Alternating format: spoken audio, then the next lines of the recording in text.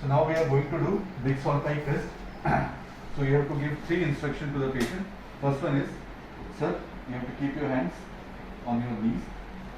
I am going to make you lie down on right side. Don't panic. If you get an attack of vertigo, don't try to make it vertigo.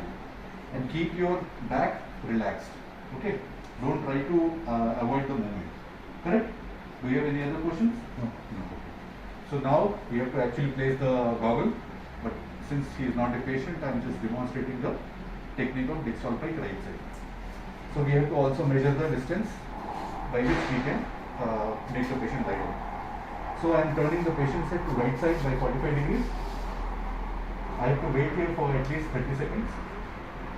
Then slowly I will take the patient's head down. I will also sit down, as you can see. And I am holding the patient's head from both of my hands. So my right hand gives support to the patient's head.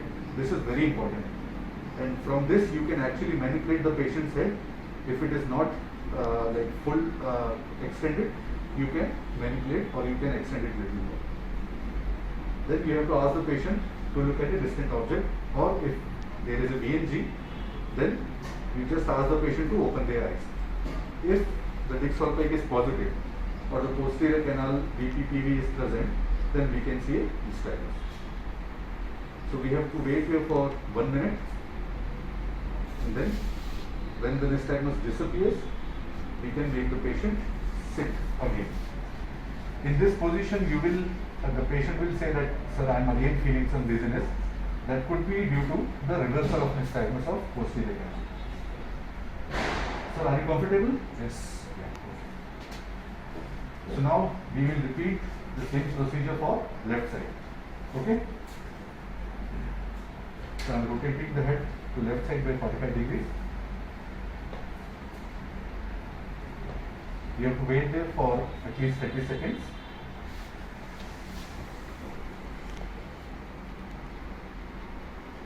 Same thing, we have to again notice the eyes.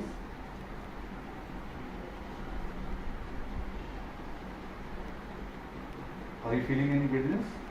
No. Then I am waiting here for 1 minute. If everything is normal, then we can make him sit. So this is the Dix Hallpike test.